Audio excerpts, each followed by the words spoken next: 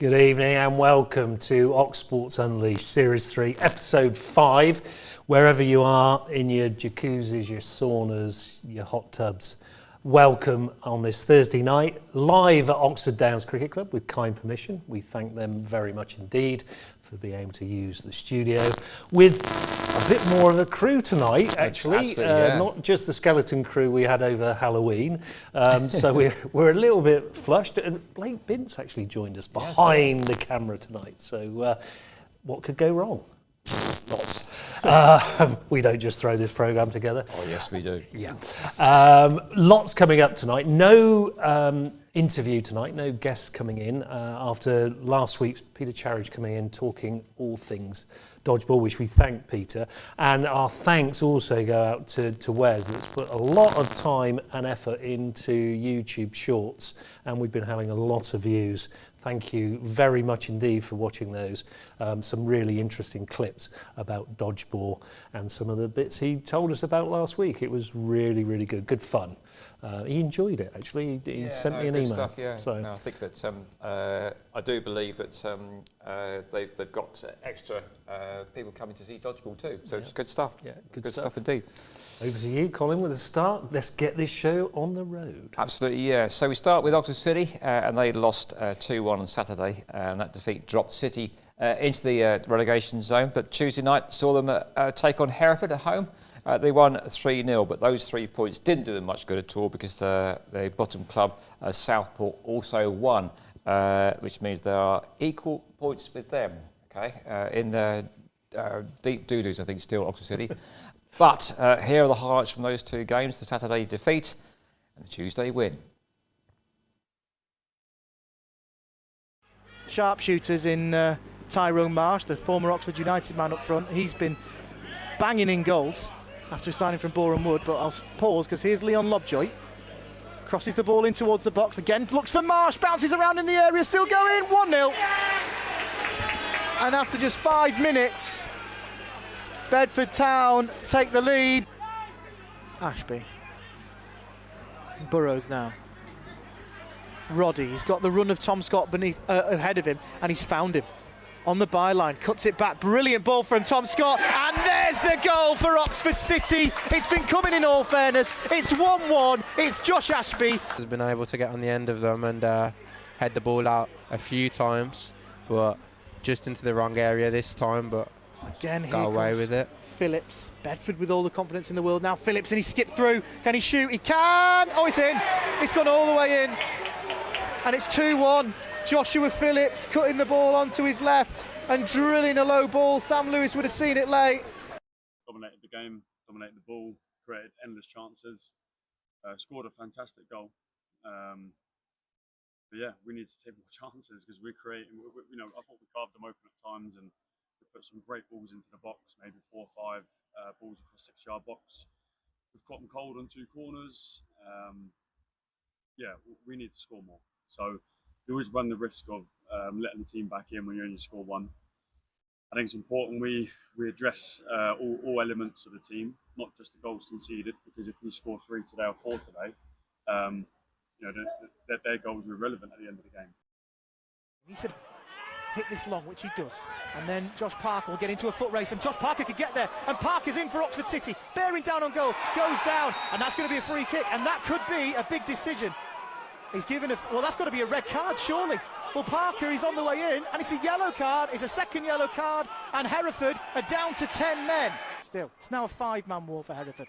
Ashby steps up, round the wall, and into the back of the net! And Oxford City take the lead through Captain Fantastic. Tries to back into his man, but it bounces off him and goes out for a throw-in. I wonder how long it's going to take Oxford City's manager, Ross Jenkins, to look at his bench. He's got some players that are back. Oh, and it's mixed up, and here's a chance! Goal for Oxford City! It's a mix-up at the back, and Tom Scott scores! Sorry for Jack Byrne, who got underway this season on fire. He was really quite something, and then got a horrible shoulder injury. Well, break, because here's Burrows, well held up from Westendorf. Well, Byrne's in the conversation here. Oh, brilliant ball! Byrne! What an impact from Jack Byrne! He's been on the pitch for mere seconds. It was difficult. We made it difficult for ourselves. Obviously, the man down is tricky because sometimes it's difficult to play against 10, as we know. The last game, Leamington, but the most important thing was the 3 points today. We weren't 100% brilliant. There were some areas that still wasn't that good, but a clean sheet was massive. We should have scored maybe 4 or 5. Bernie comes on, first touch, gets a goal. Probably should have set up Isaac after that. But yeah, I can't really complain. We've had a bit of a rough road in the last few games, but I thought today was a real positive step in the right direction. So the boys should be excited for the next game, but need to rest up and go again now. There we are, so contrasting fortunes from Saturday to Tuesday. Thanks to Andy Gate there in Oxford City for those clips. And our producer tonight, Patrick Locke, was in the crowd that evening. He was very, very happy with the result. Even happy because his other team, Tottenham Hotspur, won as well. So he was having quite a good time. It was a rare occasion, yeah. So made up for the weekend where they both lost, but there you go. Over to you, Woodsy. Yeah, absolutely. Also, Oxford City Youth were in action in the FA Cup. And we've got a little bit of action here as it went to penalties. It finished 0-0 after extra time, and Oxford City actually won 4-3 on penalties. Max Tremmell saved 3 penalties to see Oxford City through to the second round of the FA Youth Cup. Great effort there from them. And they're playing Walton and Hersham in the second round, and that's on the 22nd of November with a 7 o'clock kickoff. If they get through that, they could end up playing a Premier League or Championship academy. So we wish them all the very best of luck. We do indeed, yeah. Indeed. So we'll be watching that result carefully. Good stuff. That takes us quite nicely to our normal roundup of fixtures for the weekend in Fixture Focus with Lyon Ryde. Good time to advertise the podcast that Lyon Ryde are on Spotify. You can go across there and listen to all the roundup of local football from around Oxfordshire.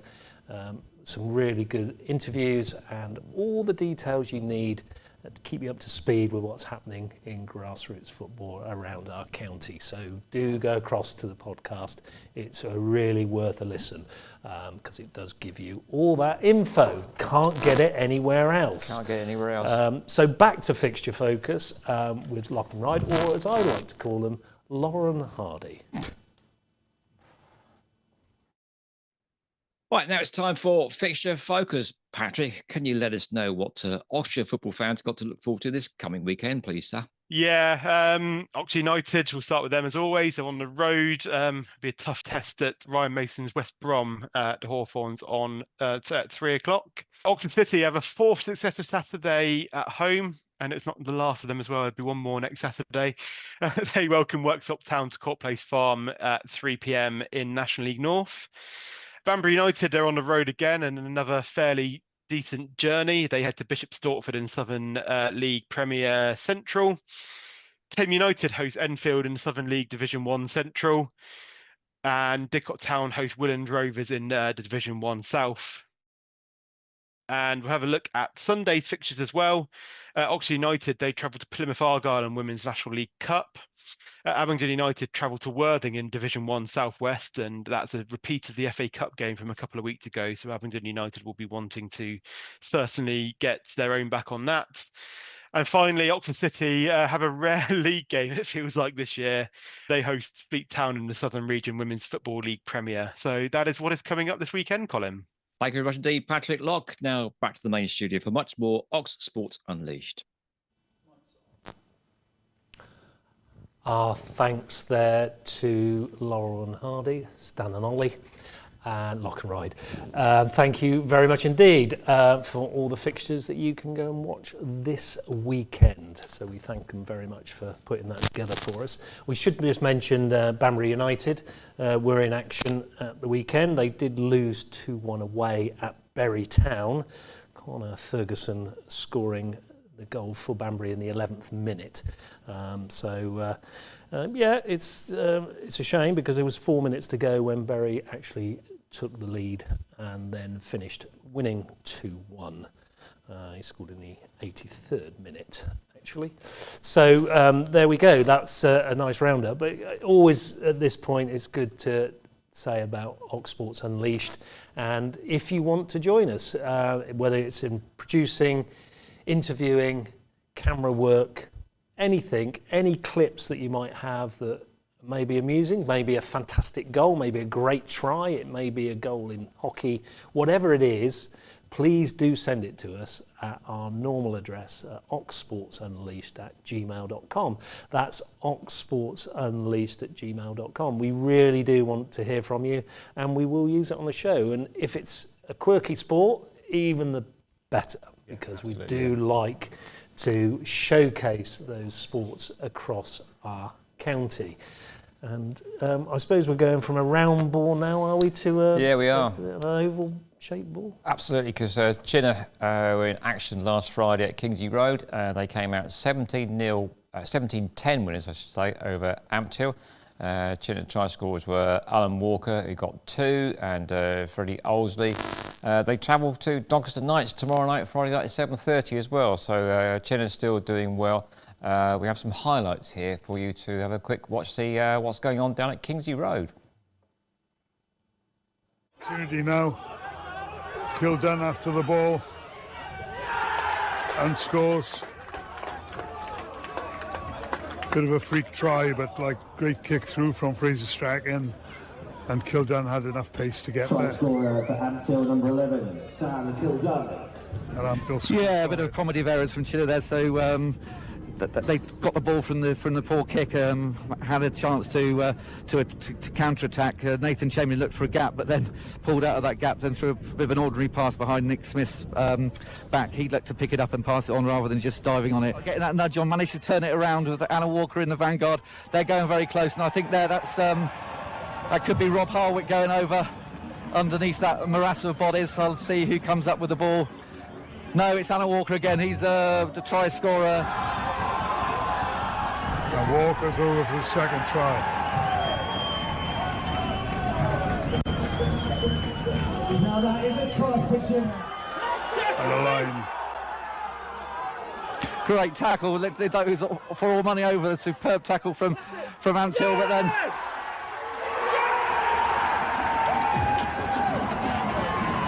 He's finished in the corner. Angus Hall for a bonus point. struck it well. I think that's going over, and great kick, yeah. And that's the Chinnor 17, Ampthill 10. Please, huge round of applause. Lift your voices. Final score: Chinnor 17, Ampthill 10. There we are, Chinnor Rugby Club getting a win there, and our thanks to Clubber TV and all at Chinnor for sharing those clips with us of their win last Friday. And don't forget, if you want to see some good rugby, get down to Kingsley Road, but also they're on their road to Doncaster Knights tomorrow night, 7:30. Catch them there if you can. Woodsy. Yeah, good to see Chinnor doing well last weekend, and hopefully they bring some spoils back to Kingsley Road after their trip up north to Doncaster. So good luck to them. That takes us quite nicely to a couple of our young cricketers that have come through the Oxfordshire cricket pathway. Firstly, James Coles is actually in the England squad for the Sixes. As you can see there, Joe Denley is captain. And there's a few likely performers there performing for England in those Sixes. They took part in the previous edition last winter and played 2 games. English actually finished last in Pool B behind Nepal and Australia, believe it or not. And the competition does run from the 7th to the 9th of November. So we wish Colesy all the very best for that. Hopefully he can get some runs and wickets. And after a successful season with Sussex, and hopefully we'll see him in an England jersey again in another format. But good to him, international honours, whether it's Sixes, T20s or ODIs, brilliant to see a young Oxfordshire lad flying the colours of Oxfordshire for sure in an English shirt. So like we say, Colsey, all the very best of luck between the 7th and 9th of November. And that takes me to Ben Charlesworth. He's signed in the Nepal Premier League, and other players playing within that particular league are Faf du Plessis, Martin Guphill, Chris Lynn, Ravi Bopara, David Milan, and another Oxfordshire Cumnor player in George Munsey. George also plays for Scotland, but he started playing many moons ago at Cumnor. So we wish them all the very best. That competition actually runs from the 17th of November. It's a bigger competition. There's 17th of November to the 13th of December. So young Ben, we wish you all the very best. And again, from somebody who had a particularly good season with Gloucestershire, getting better, that young man. I still feel that he's got some opportunities in the future, but we'll keep our fingers crossed for him. But we wish him all the very best between the 17th of November and the 13th of December. So that's good, isn't it? A couple of youngsters flying the flag for Oxfordshire. And you look at the company they're keeping as well. For example, go back to Colsey. As I said before, I say it again, I've seen him play against Hampshire for Sussex and then for Hampshire against the opposition. So I've seen a bit of Colsey for and against us, but he's playing with Toby Albert. I think he's another Hampshire player. You see James Vince is out there with these short form competitions as well. So they get a chance to play. I mean, forget whether you like the format or not. It's still cricket, yes? Yeah, it's still in the dressing room with experienced players. And like you say, it's another feather in their cap, okay, and a great thing on their CV. So good stuff. Probably with the sixes, having experienced it last year, there's a good chance they've learnt from that and they might move, on in the division this year. Yeah, absolutely, yeah. We wish them the very best of luck.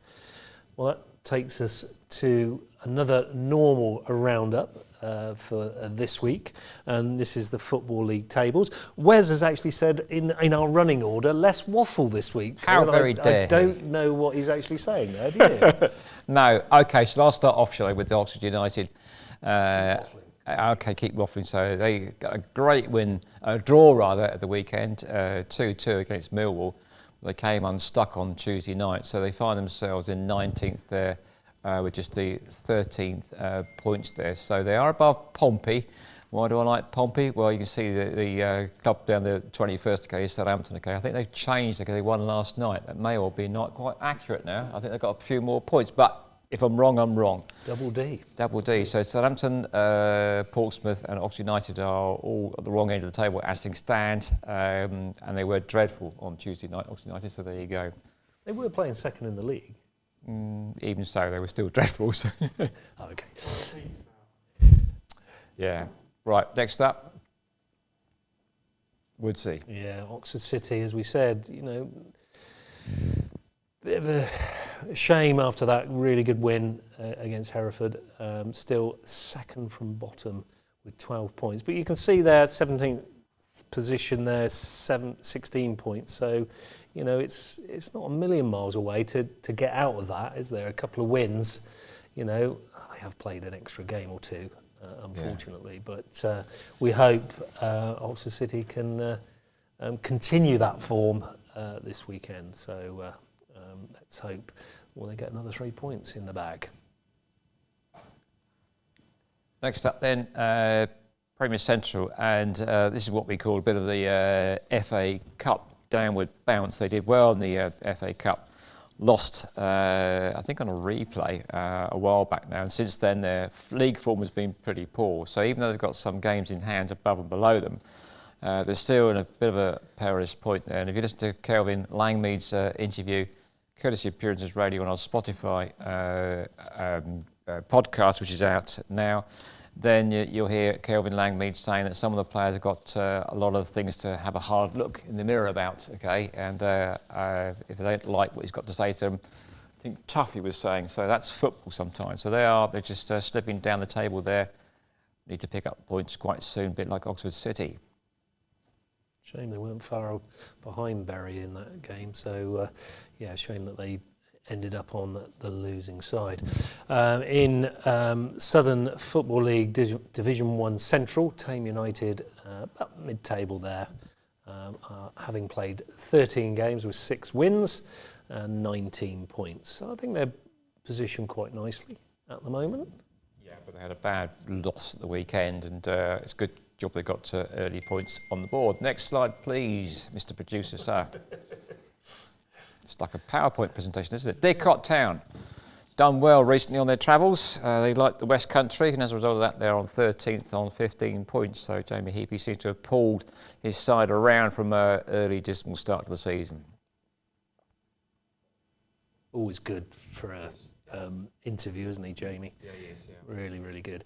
Well, in the Cherry Red Records Combined Counties Football League Premier Division North, always easy for me to say that, in second place and really going well. 3 games in hand over the top side, and only 2 points behind is Ardley United. They are flying high. They've got a couple of players actually that actually go to Burford School. Okay. Strangely enough, I found out yesterday, and I've forgotten their names, so that's rubbish, isn't it? But there we go. Ardley United doing really well in that league. And in fairness, our other sides, Kidlington, Wallingford and Crowmarsh and Milton United, in the top 10 as well. So with 27 points respectively for Kidlington and Wallingford, and 20 points for Milton United. So yeah, flying the flag for Oxfordshire quite nicely in that Premier Division North. But in the same division, we've got Aberdeen United at Northley at the wrong end of the table. I think Northley again got relegated last season along with Kidlington this league. So Aberdeen on 14th with 17 points, Northley down there on 14 points as well at 15th position. I believe Kidlington beat Virginia Water, didn't they? Yeah.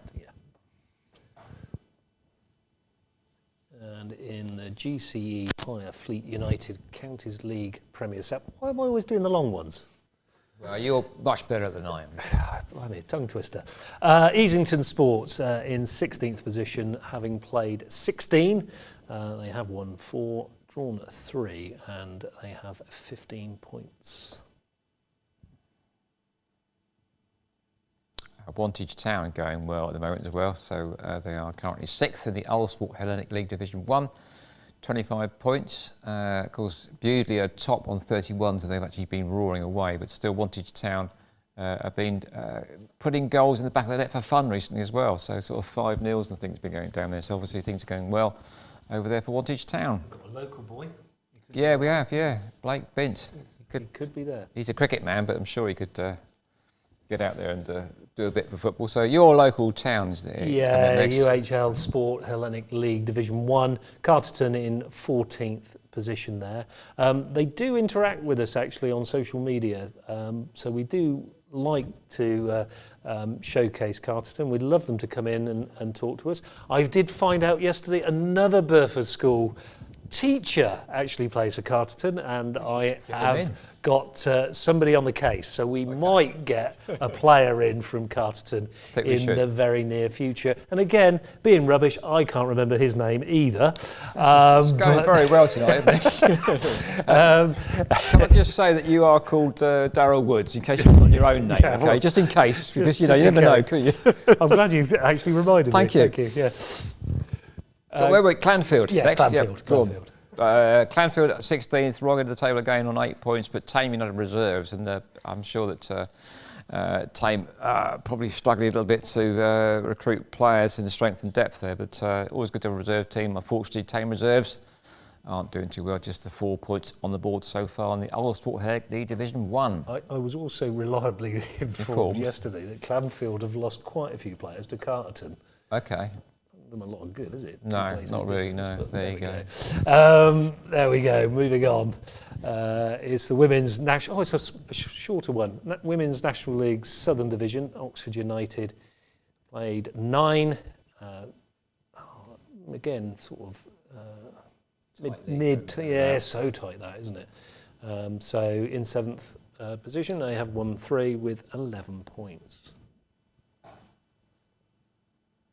Aberdeen United ladies in the National League Division 1 South West 8 with 8 points.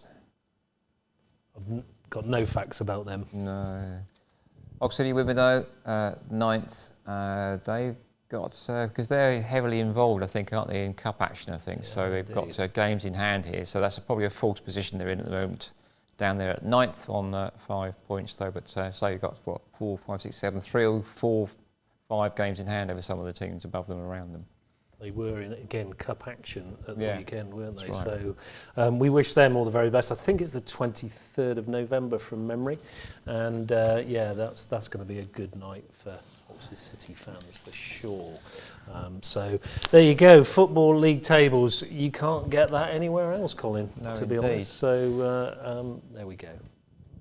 Okay, so Remembrance Day coming up, and football all too often gets a bit of a bad press, but it does deserve credit for the way it observes the Remembrance Day, with club shirts often sporting the poppy.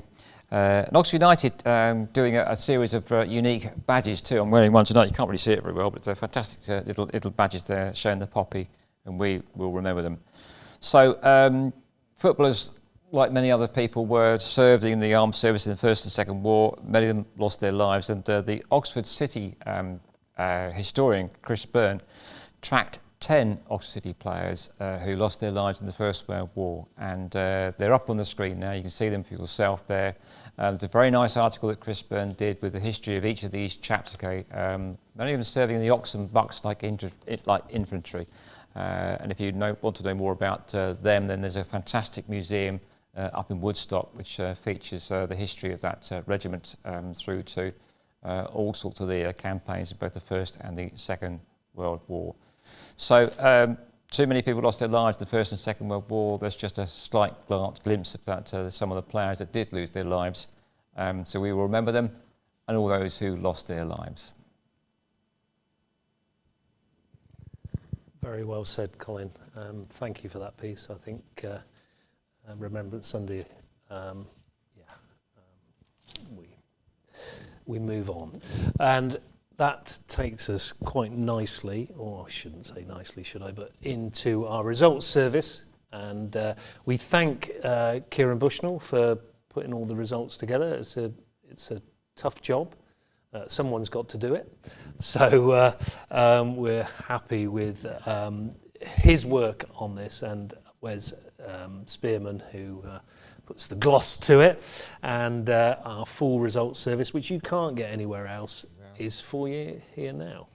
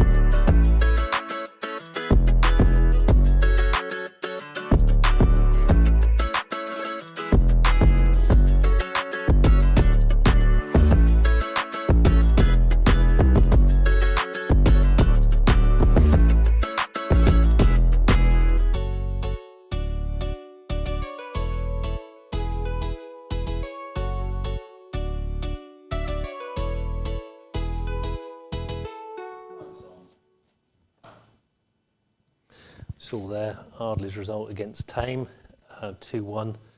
I think last year it was the other way round quite severely, so that's a good comeback from Ardley against Tame this week. And we thank Kieren Bushnell and Wesley Spearman for putting that great package together for the results. Again, you can't get it anywhere else. Can't get it anywhere else. So it's brilliant. So we thank them for that.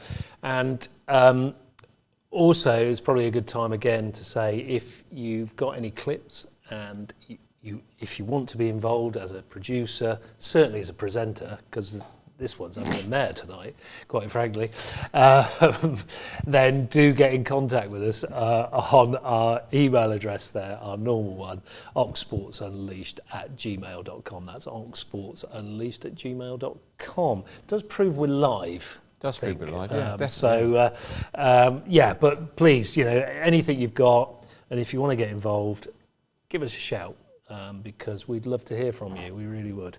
And that moves us on, still on the football. A really good piece here on a young lady, 23-year-old defender, Georgia Brown, made her Scotland women's debut last week, actually.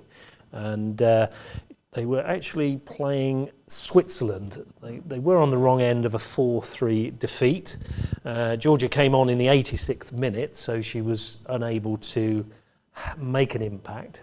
She is a defender, actually, but she has played under 19 and under 23 for Scotland in the past. So she's doing quite well. She had a time at Cheltenham. She was there for a period of time, and Oxford United and Florida Elite, and she's now playing for the Sporting Jacksonville in the States. This is after she went to university in South Florida, and she's done really well to get into the national team. And Georgia was a young lady who went through the Oxfordshire girls cricket pathway. Actually, she was a very, very good fielder, decent little bowler, and could hit the ball. And she was very athletic, so an incredible fielder, actually. Brilliant to see a young lady from Oxfordshire making a debut for Scotland, and we don't say that very often. I can also tell you she plays a saxophone and she's learning to play the piano. And not only that, you remember her name as well. I remember her name. And yours too, which is, there's hope for you yet. I do remember George. Her dad actually played semi-professionally as a goalkeeper, but I don't know who for. Okay. There we go. Well, you were doing very well. I was doing so well until that bit, wasn't I? But I tell you what, I mean, she's gone to America. I mean, America do have these sporting scholarships, so it probably is in many ways a better funded situation for her to go into. But if she can play cricket and football as well, because we heard a couple of weeks back on this Oxsports Unleashed programme, you interviewed an international Italian cricketer, didn't you? You did. Okay, I can't remember her name, can you? Amelia Bartram. There you go. Well done, Woodsy. And so what it proves is this sort of the second tier of international cricket is getting more popular.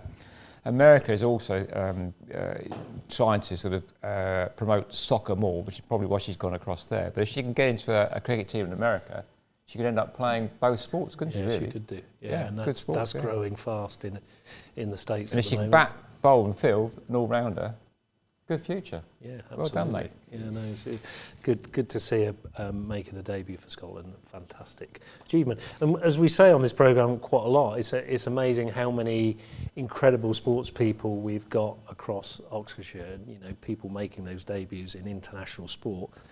How good is that? Yeah, it's brilliant. Which is why we're trying to, I think, really bring to the fore the quality of Oxfordshire sport from grassroots right through, as you say, to the elite levels. Yeah, absolutely. What I can tell you is what's coming up in the next few weeks. We've got incredible Alison Hathaway coming in next week from Oxfordshire netball and England netball as well. So all things netball next week. Really looking forward to finding out how that all works, because I have no clue. So I'm really looking forward to that interview. And we're having an interview with Oxford Saints coach, and that will be in the next couple of weeks, probably towards the back end of November. And also we've got Childgrove run a football creche, if you like, for 4 to 6 year olds. Incredible idea from my niece, actually. So she'll be coming in with her husband to talk about that, because they do all the coaching, and they've got a really good set of kids playing, almost like pairs football as well. So they'll talk us through what they actually do in those 4 to 6 year old training.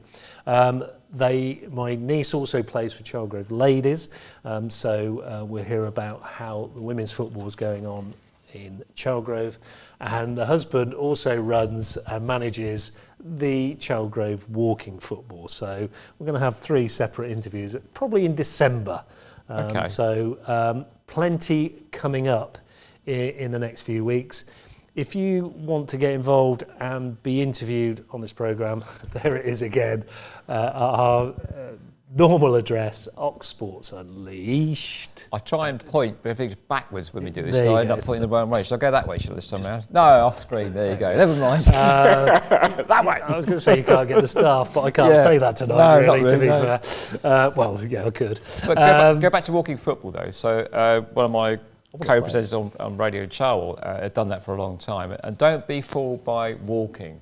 It's still a very, very competitive sport. They do get injured. I mean, he got injured at one point, so don't let that put you off. But if you want to get involved in football, and you may well be past your best in terms of speed, then it's still very competitive. Most clubs do run this now. City have got walking football. United have got walking football.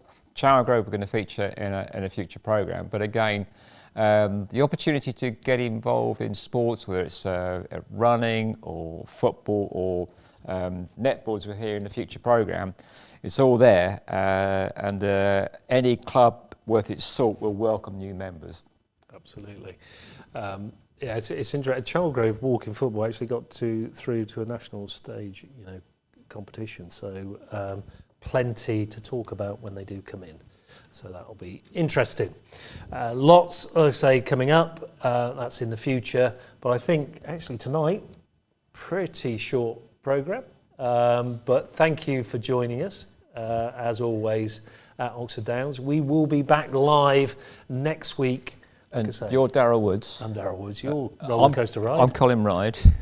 I'm glad we got that bit right. We got that bit right.